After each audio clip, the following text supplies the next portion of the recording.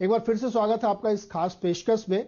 और हम बातचीत कर रहे हैं सुनील सिंघानिया जी से, जो हमें बता रहे हैं कि आपको इंडिया की स्टोरी पे बिलीव करना चाहिए और बहुत से ऐसी आइडियाज़ है, थीम्स है जो अब यहाँ से आगे आने वाले समय में बहुत अच्छी ग्रोथ दिखाएंगे।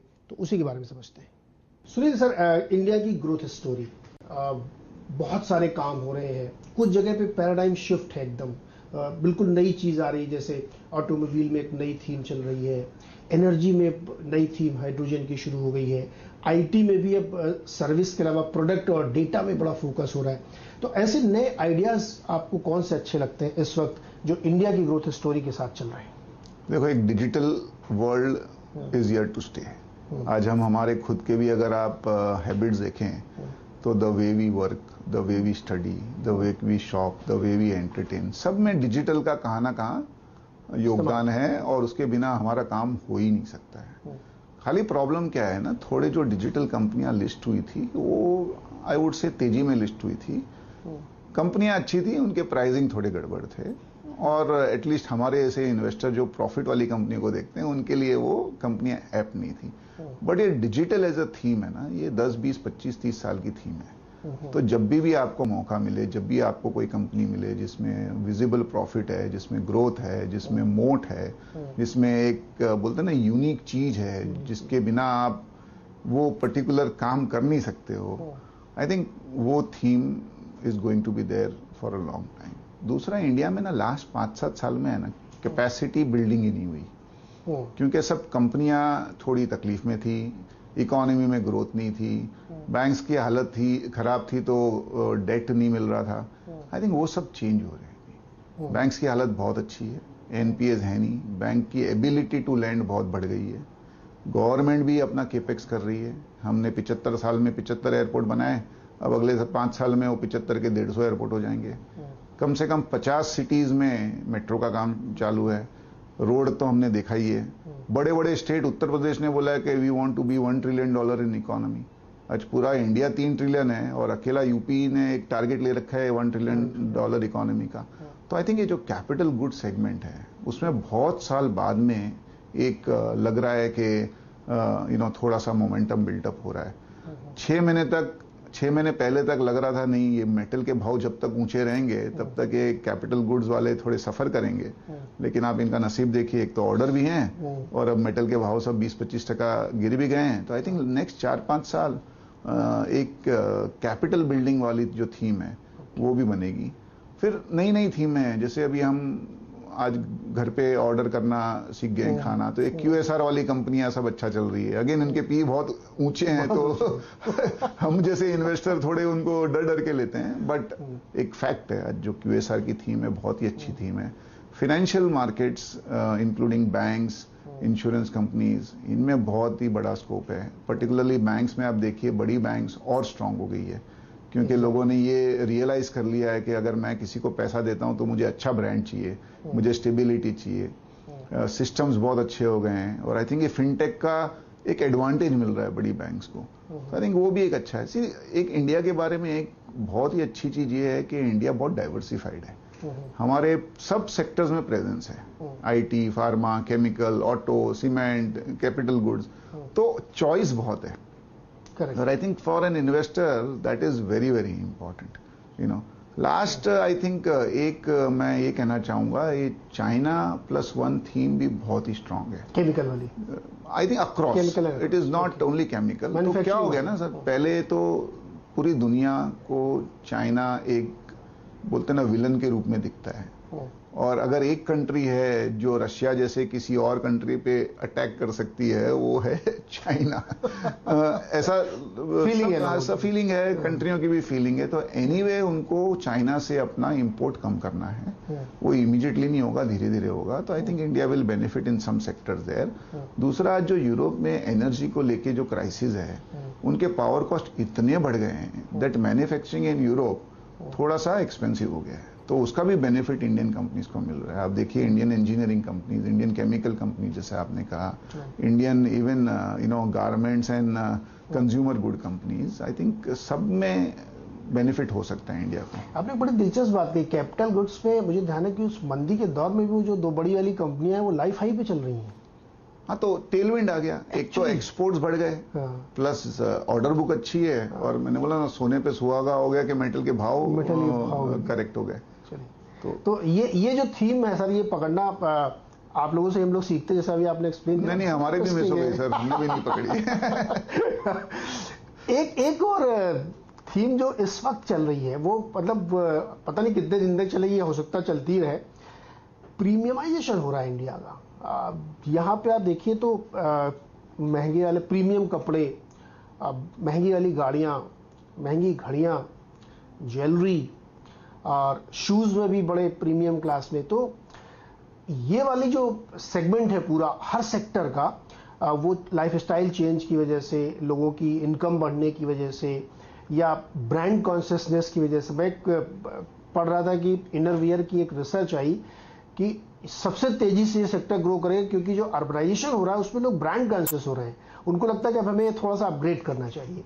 तो क्या ये वाली थीम आपको लगती है कि इंडिया में बड़ी स्तर पे प्ले हो रही है, क्योंकि यहाँ पे अभी बहुत अपलिफ्टमेंट होना है लोगों का? नहीं, आई थिंक फॉर्मलाइजेशन की थीम 3-4 साल से बात कर रहे हैं लोग। उसमें बीच बीच में थोड़े रोड ब्लॉक आ गए। पहले डीमोन आ गया, फिर जीएसटी आ गया, फिर कोविड आ गया।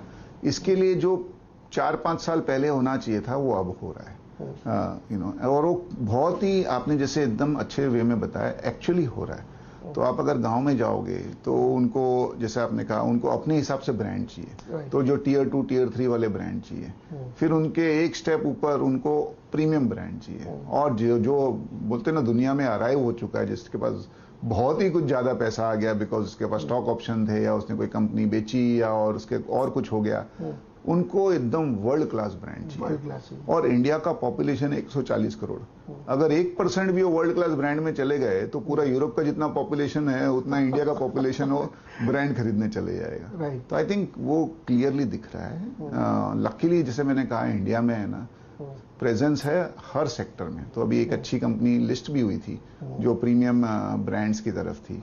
I think that is very clearly the story. और हमारा भी ये मानना है कि अगले 6 महीने में क्या होगा ना, एक तो रूरल इकोनॉमी बहुत अच्छा कर रही है, एग्रीकल्चरल प्रोड्यूस बहुत अच्छा है, गवर्नमेंट का भी फोकस है डबलिंग ऑफ फार्मर इनकम, दाम भी अच्छे मिले, चावल हो, गेहूं हो, ऑयल सीड्स हो, कॉटन हो, शुगर केन हो, फार्मर्स को इस साल दाम भी अच्छे मिले। तो रूरल इनकम बहुत ही अच्छी है।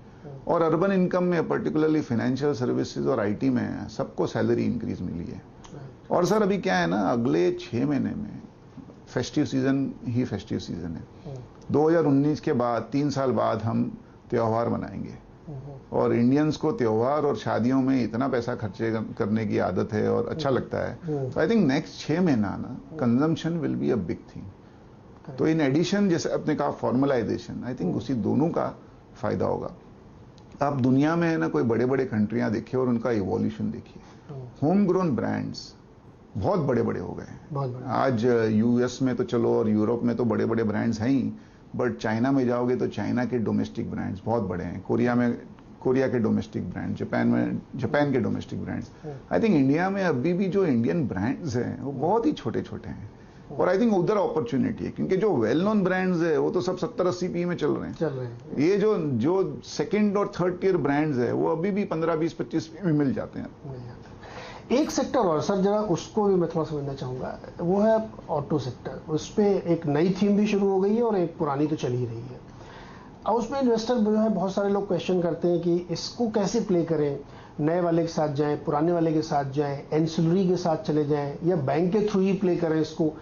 आप लोग कैसे इसको एसेस करें? बड़ा नया आइडिया है। तो अगला 6-8 महीना तो बहुत अच्छा है ऑटो के लिए, पर्टिकुलरली 4 व्हीलर्स के लिए। क्योंकि क्या हो गया था, एक तो पेंटअप डिमांड थी, सेमीकंडक्टर नहीं मिल रहे थे। लास्ट ईयर कोविड के हिसाब से कोई ज्यादा गाड़ियां खरीद ही नहीं रहा था, वो सब घर से ही काम कर रहे थे, तो गाड़ियों की जरूरत ही नहीं थी। तो एक तो पेंटअप डिमांड है। तो वो पेंटअप डिमांड के वजह से सब कंपनियों की बुकिंग एकदम 6 महीने 12 महीने की हो गई है। और वही जो मैंने कैपिटल गुड्स में बोला, वो फायदा अभी गाड़ियों को भी हो गया कि आपके मेटल के भाव, आपके टायर के भाव, आपके कांच के भाव सब नीचे आ रहे हैं अभी। तो एक तरफ तो आपकी बुकिंग है, तो आपको भाव घटाने की जरूरत नहीं है, क्योंकि ऑलरेडी अगर 1-1 साल और 6-6 महीने की बुकिंग है तो आप दाम क्यों घटाओगे। और एक ये पूरा टेलविंड आ गया, plus market was light on auto. तो एक 6-8 महीने का एक बहुत अच्छा एक आपको, आई वुड से, एक सिक्लिकल आपको मिलेगा रन। लेकिन हमारा लॉन्ग टर्म व्यू ऑटो पे थोड़ा सा आई वुड से कॉशियस है, टू नेगेटिव है। उसके रीजन है, अगर आप दुनिया में देखोगे तो खाली जो ईवी वाली कंपनी है टेस्ला, उसी ने वैल्यू बनाई है, और वो तो 1% भी नहीं है टोटल सेल्स का, अगर आप नंबर ऑफ कार्स के हिसाब से देखो। लेकिन क्या एक कंसेप्ट है, जो डिसरप्शन अगर दिखता है ना, तो पी मल्टीपल नीचे जाते जाता है। तो मेरा ये मानना रहेगा कि आप है ना बहुत ज्यादा एक्साइट मत होइए। अगर आपको कोई करेक्शन में मिले तो 6-8 महीने 1 साल के लिए बहुत अच्छी थीम है, particularly direct auto. But otherwise जो डिसरप्शन होगा वो इसी सेक्टर में होगा। अभी हो सकता है कि कोई कंपनियां they also use the disruption to their advantage, जैसे इंडिया की भी ऑटो कंपनियां ने अपना अपना ईवी का एक सेगमेंट बना लिया है। तो अगर वो ईवी सेगमेंट में अगर वो सक्सेसफुल हो गई तो वो ऑटो कंपनियां फिर भी आप 5 साल के हिसाब से देख सकते हो। अदरवाइज जिसका ईवी स्ट्रैटेजी नहीं है वो ऑटो कंपनियां मैक्सिमम 6-8 महीने के हिसाब से आप बस एक सिक्लिकल मूव के हिसाब से ही देख सकते हो। परफेक्ट। सुनील सर, एकदम अंत में हमारे निवेशकों को इस अमृत महोत्सव के मौके पर आपका संदेश क्या है? नहीं, संदेश तो मैंने कहा 75 साल लगे हमको $3 ट्रिलियन तक पहुंचने को। मेरा मानना है 3 ट्रिलियन का 6 ट्रिलियन अगले 7 साल में हो जाएगा। तो आप सोचिए, जो देश ने 75 साल में वेल्थ बनाया है वो अगले 7 साल में बनने वाला है। तो 2029 जब थर्ड टर्म होपफुली होगा, तब हमारा $6 ट्रिलियन की इकोनॉमी और इतना वेल्थ आपके सामने दिख रहा है आपको, तो आप पॉजिटिव रहिए, आप इन्वेस्टर बने रहिए, ऊपर नीचे आप डिस्कस करिए, बट उनसे डरिए मत। सुनील सर, बहुत बहुत शुक्रिया और बहुत धन्यवाद कि आपने हमारे लिए समय निकाला, हमारे इन्वेस्टर्स को एजुकेट किया और उनको एक पॉजिटिव वे में सोचने के लिए संदेश दिया। बहुत बहुत शुक्रिया सर। धन्यवाद और जय हिंद।